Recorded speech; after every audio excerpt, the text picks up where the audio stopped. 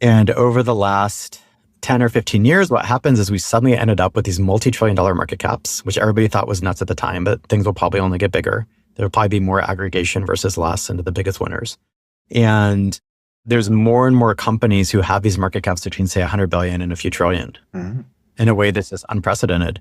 And that means there's enormous buying power because 1% of 3 trillion is 30 billion, right? So you can dilute 1% and pay $30 billion for something, which is insane, right? That's really unprecedented. And that means that these really big acquisitions can happen.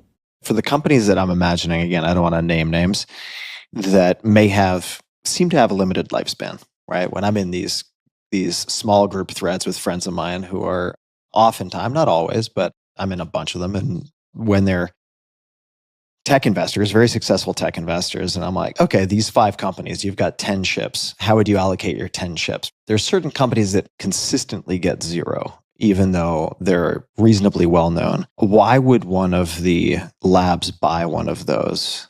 Depends on what it is. And it may be a lab. It may be one of the big tech incumbents, and Apple, Amazon, right. Google's kind of both things. There's Oracle, there's Samsung, there's Tesla, there's SpaceX now in the market doing things. There's a bunch of different buyers of different types. There's Snowflake and Databricks. There's Stripe, Coinbase if you're doing financial service. There's just a ton of companies that actually are quite large. That's kind of the point.